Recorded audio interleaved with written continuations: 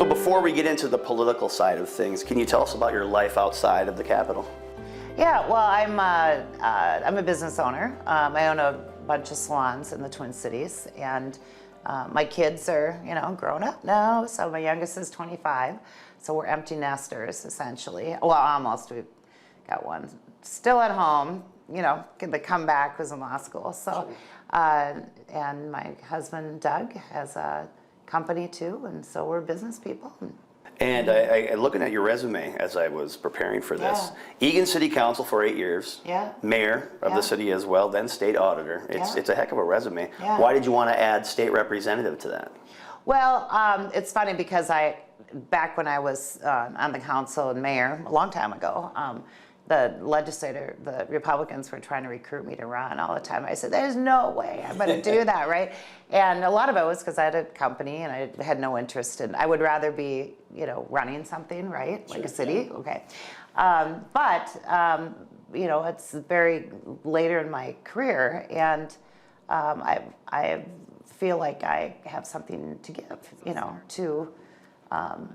especially in the area of taxes and finance. Seeing all the changes that have occurred, it's very difficult for people to start companies now. It's worrisome. And so when they approached me again, I said, I can do it. I can do it. And it's been, obviously frustrating because I'm in the minority of the minority, right? But it's also been, somewhat rewarding to, especially the people here, because I know a lot of the people from the past. And according to your campaign page, you grew up in Forest Lake. I did. Graduated from there. Yeah.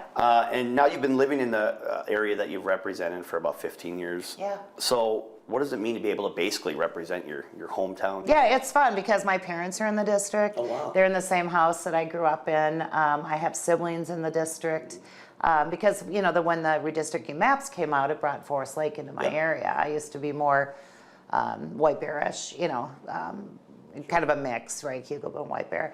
So it was just a fantastic district. And Bob Detmer, who represented part of the district and retired, he actually was a teacher at the high school, young teacher. Was he a wrestling coach there. too? I believe Yes, he was and he was my brother's wrestling coach. Really? My brother was a very good, came a second state wrestler, college wrestler.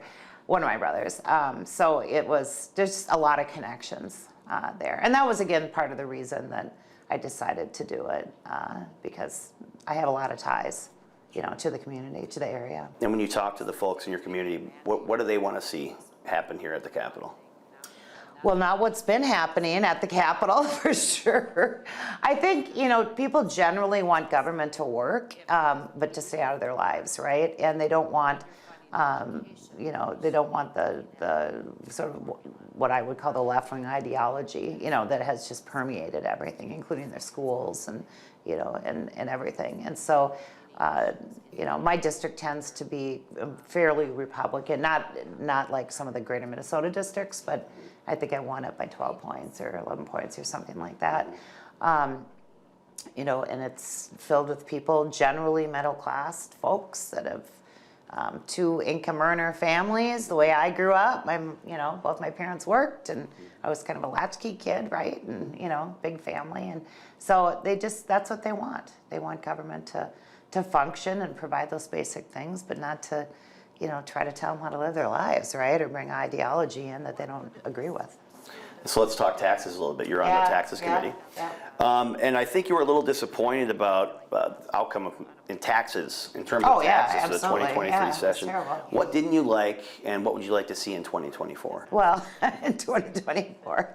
Well, unfortunately, in 2024, I think the only tax stuff they're going to do is just fixing some of the little mistakes, in the tax bill. So let's talk about 2025, maybe.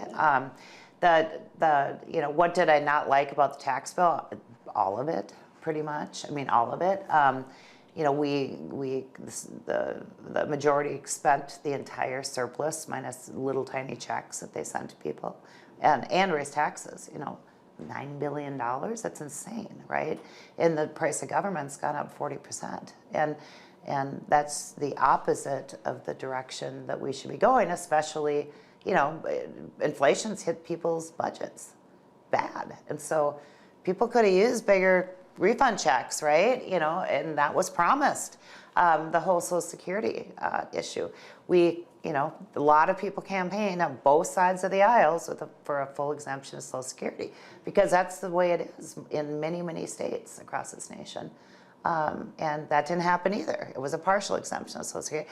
And all those things happened because the majority spent all the money, and they needed this money to fill, you know, and a lot of this money is going to nonprofits, and I mean, just, it's bad. It's really bad. And for me, I came back to try to make positive things, you know, to try to, you know, get away from, you know, I was a former state auditor. And so there's been a lot of huge fraud cases, incredible fraud cases that are going on within the state, and I think still going on. I'm on the Legislative Audit Commission now as a legislator. And, you know, and yet what I saw last year was just more money being doled out to these organizations. So then when you have the whole issue of charitable gambling, I mean, you are really, really hurting our charities.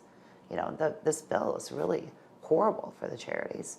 So everything within the tax bill, or almost everything, was bad to me, really bad. It was the wrong direction that we should be going. What do I want to do in the future? And, you know, when we win the majority? Maybe not 2024, Yeah, but if you look into the future. Assuming we win the majority, which I think we will. And then I think our role is going to be, well, we'd still have Walz as governor, you know, and the Senate is that one seat. But we need to repeal a lot of this stuff. We can't be a high, expensive state, you know, in a cold climate. It's not working. We're losing population. You also serve in the Education Finance Committee as well. Anything there that, I guess, kind of like in taxes, did you like anything from last session, or what would you like to see? Well, in the end, we passed the READ Act, right? So that was bipartisan. And so there were a few things that were in the Education Finance Bill, and they were policy related more, that were good.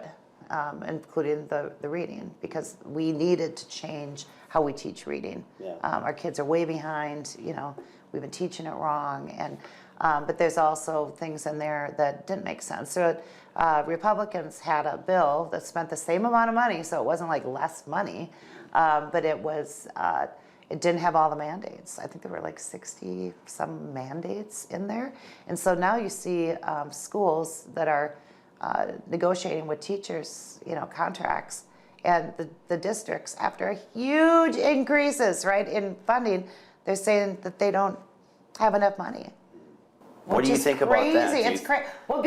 It's true, because the bills that passed came with all these mandates.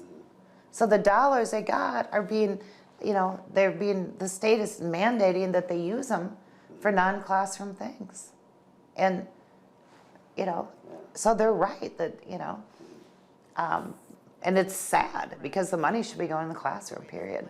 And just finally, are there any other issues? So there'll be bonding, you know, and there's some projects, obviously, in everybody's districts, you know. I think there's going to be some more of the gambling stuff, you know, the sports betting is going to be a big issue. I have running aces right near my district, right. Yes. And it's very important to me that we don't forget about the two tracks, Canterbury and running aces.